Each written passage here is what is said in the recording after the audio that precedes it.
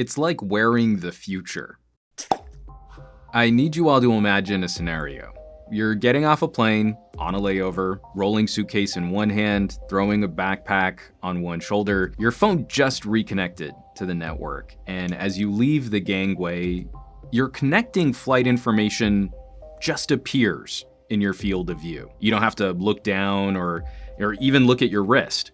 You don't have to slow down or break your stride. You're looking up and out at all the people walking around you, just like you normally would. And then a text comes in from your spouse and you reply to that. No stopping, slowing down. You don't have to let go of your suitcase. And then because you're a nerd like me, after you see how crazy hot it's going to be in Phoenix that day, you get a barrage of alerts from your Discord server, so you reply to a few, and once you've wrapped all that up, you're at your connecting gate, phone in your pocket, head up the whole time, still connected, but less distracted. That's what wearing the Focals was like using them on a trip. The first week I had them. For a first generation product, the Focals are way better than I was expecting them to be. There are a handful of videos out detailing what it's like to wear this heads-up display. It's fair to say that there are still a couple rough spots, but criticism should be weighed against the fact that there's nothing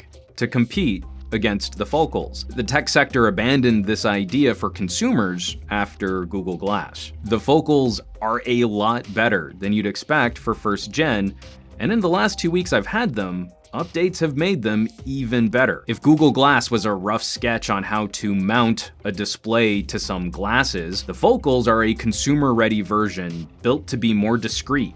Instead of a Borg prism sitting in front of your face, a tiny laser projector sits inside the glass's frame and aims for a lens insert which should rest right in front of the iris of your eye. And the Focals are a little chunky, but there's very little outside clue that you have an advanced optical display system on your face. Most of the time people think they see some activity. For those that actually do notice that there is something going on with these glasses, it's usually just light reflecting off the lens of the projector. A tiny little speaker backs up your notifications. You can add system sounds if you want them. There are some microphones for speech to text, and the whole system is controlled with a small D-pad built into a ring. The fitting process is very personal. The Focals require 2 trips to a North shop. The first is a face scan. A 3D model of your head is captured so the right side lens can be properly adjusted.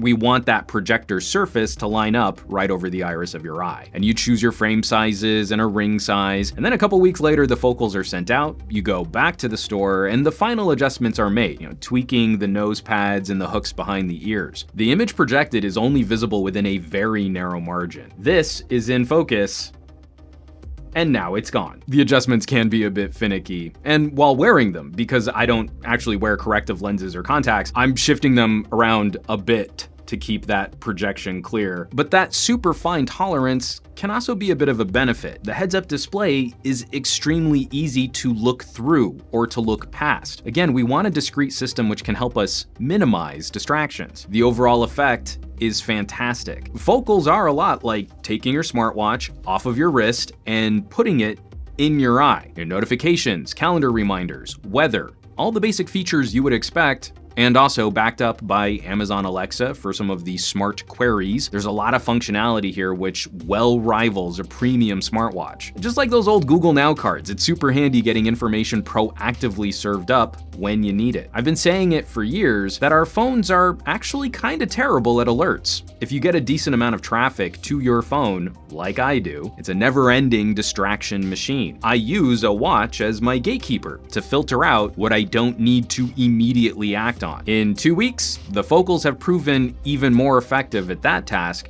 than my current Wear OS favorite. Add to that a collection of fun applets like trivia games, learn a new language flashcards, a jumping moose game, and there's already more to interact with here than your average smartwatch. Navigation as another example, turn-by-turn walking directions, or if you're the passenger in a car, driving directions. I think it's a good thing that you can't really use the Focals when they detect you're driving a car, but I digress. You get those instructions at eye level, right in front of you as you travel. It's not trying to paint a path on the road in some fancy augmented reality view, but it's a huge step towards making navigation more organic. Walking around a city center, you're not chimping your phone trying to see where you are on the map. It's right here. The major improvement, literally the week I got them, North fired up proper support for Android notification actions and replies. Every notification, you get a selection of smart replies. Or you can fire up speech to text, and it works really well. I got a text from my wife while traveling that my daughter drew a picture of an elephant. The Focals suggested I send an emoticon elephant and a hearts and love smiley face. 2 or 3 clicks away for a reply, the smart suggestions have been more context aware than my experiences using Wear OS watches. I've had full conversations with my Discord server, all in speech to text, with minimal translation garbling. It's pretty good. And all of my Google Fit data at eye level on my Focals timeline. Notes, they sync up. My grocery list floats through supermarket aisles. We just take it for granted how often we pause our day to look at a phone. It's refreshing to navigate these services a bit more organically. A step up even from the smartwatch, and smoother in a lot of individual interactions. Considering all this tech has to fit into a shell that can be worn on your face, the battery life is respectable. North claims up to 16 hours of use on a single charge. During my travel, I didn't quite get that much runtime. I was using these really heavily in that getting to know you phase, but they should be good for a day of use, probably not quite a full day and night. But if you can stash this somewhere, like in a backpack or a purse, then you've got a backup charge if you need more time out in the field. All tech products represent pros and cons. So for all my gushing, the Focals are no exception. On day 1 using these, my complaint was going to be better support for notifications, so those recent updates were a huge perk. But there are still some software tweaks I'd like to see. The direct applet support for services could be expanded. I can plug directly into Uber, but I prefer using Lyft. Okay, and this one's kind of funny. I can control Google Slides and presentations from my Ring, but not Microsoft Office. Then I interact with my shopping list in Microsoft OneNote, but I can't use Google Keep Notes. The list of services is growing, so hopefully we can plug in new services as this platform matures. The other tweak I'd love to see is a customizable applet sequence. The order is locked in. Move the weather closer to my daily briefing, or move the daily trivia game to the end of the list. The Focals interface is sleek, but reordering for priority would be nice. And a couple hardware points worth mentioning. The Ring uses a raised 4-way directional switch. It's easier to use and feel your interactions with the Focals. And I like that there's a tactile click per command. I don't think the operation would be as precise with a capacitive control, but it does kind of stick out a little. It occasionally gets caught on a pocket. Sometimes you have to twist it away on your finger to prevent accidental long presses and activation. That said, I've seen some complaints about the Ring that it's durable enough to scratch the back of an unprotected phone, and I think those criticisms are misplaced. Folks should be complaining about phones so fragile that they can be scratched by the Focals Ring, and that we're paying higher and higher prices for gadgets made out of brittle materials that in no way fulfill their lifestyle companion obligations without slapping a case on them, which completely negates the asserted value of making phones shinier and prettier. That's not North's fault. North should be making the most durable wearable kit that they can. The Focals frames are a bit heavier than normal glasses, so as you wear them, like I've mentioned, you'll need to adjust them, and if you sweat, like I do, they'll slide around enough to lose the focus on the projector lens. I've also had to adjust the ear hooks a couple times where this left arm was kind of digging into the back of my ear. Little bends and tweaks, and they're wearing a lot comfier. You're gonna figure them out over time. Also, as a lifestyle consideration, they can be a bit tricky to handle when you take them off. You can't always put them down, and they don't fold flat. They just do this to fit into the charge case. And as I've shown, this case is not small. The nerd in me really wants to make that obvious joke. Take them off? You'll never want to take them off. But occasionally, you gotta take them off. Lastly, the toughest part of the Focals, this hardware design.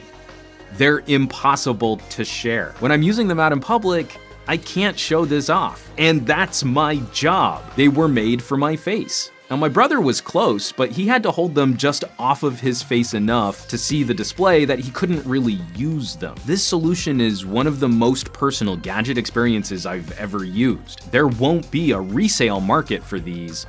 They're made for you. I think a lot of us feel like mobile tech is in a holding pattern. The next phase, the post-smartphone world, means new interactions for data and services. This stuff gets exponentially more difficult the more organic we try to make it. I'm trying to be careful here in balancing my excitement for this product against the realities of how the market works. Make no bones about it, this is a premium accessory purchase. Starting at $600, options for frames and prescription lenses will take this up to $1,000. There's this automatic gadget enthusiast knee-jerk reaction, and I'll probably get it in my comments here on this video, that all tech should be cheaper. North should have charged less. But charged less than who? For what? Google gave up on consumers. Vuzix looks cool, but that's also more of an industrial or business solution. North is premium, on the bleeding edge, but still consumer focused. If you have the means to shop a premium accessory, there's literally nothing else on the market as smooth, as well featured, and as discreet as the Focals. We gotta start somewhere building this market up. It's kinda like a Tesla. It's always tempting to play the wait and see game with new technologies. But I'm really trying to avoid pushing folks off to a hypothetical generation 2 of this product. As a gadget enthusiast, I'm tired of punishing companies who get there early. And we play this game a lot. Oh, it's a first gen product, a few areas might be a bit rougher on the edges. Wait for Gen 2 or Gen 3, and then the company goes out of business or is swallowed up by a larger corporation, and we end up here, again, in the same holding pattern. Being early or first is a bad thing these days. And that's a shame, because what North has done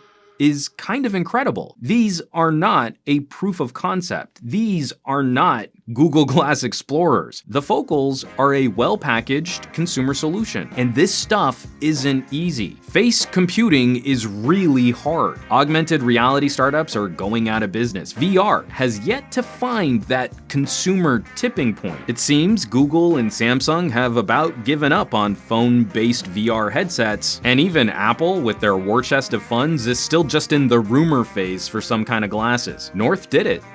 The Focals are real. We don't need to wait and guess at what Apple or Samsung or Google or Microsoft might do. At some point, we need to find ways to reward companies that are trying to push a few boundaries, not just use those companies as a proof of concept until a bigger player can catch up. Premium, luxury, expensive accessory, but a wholly unique product. A real next step in changing the phone and how we use services on it. Now, one last thought to leave off this review. This product shines when you really have something to do, when you really use it out and about. Tech reviewers who write scripts and shoot videos might actually be a poor fit for the Focals. If I'm in my office, I have options for my notifications and alerts, and I'm always within view of some kind of glowing rectangle. If I was just going about my normal day, this might have been a bit underwhelming, but days into owning the Focals, jumping on a plane, driving these as hard as I could, and spending my entire weekend trip trying to keep my phone in my pocket really lit up what we could be doing on the go. The smartwatch was always going to be a temporary stop in the world of mobile technology. It's one step more discreet than pulling out your phone, but this wasn't the destination. It's just another part of the journey. The Focals are a significant next step on that same road. Now, those folks who don't get much value out of wearing a smartwatch will probably be similarly disappointed by the Focals. If you're fine doing everything on your phone, smart glasses won't change your mind for this kind of notification accessory. But the people who really use a smartwatch and use it to replace interactions on their phones are going to love what they see here. Whew, this video got long. Okay, let's wrap it up. I'll of course leave a link down below for more information on the Focals by North, if my rambling was insufficient, where you can find a North store for a fitting. As always, thanks so much for watching, for sharing these videos, subscribing to this channel. More than just geeking out on an iterative update to a gadget we're comfortable and familiar with, we really need to start looking at what comes next. the post-smartphone world. If you would like to help support the production of those conversations, there are links down below, or you could consider joining the list of names currently scrolling by on your screen. It's a growing community of fun, like-minded tech pals, a huge resource for me in planning future videos and reviews, and I can chat with them through my vocals on the Discords. They're good people. I hope you'll check them out. Now, you know where you can find me around the rest of the internet, at SomeGadgetGuy on the Twitters and the Twitch and the Facebooks and the Instagrams, and I will catch you all on the next review.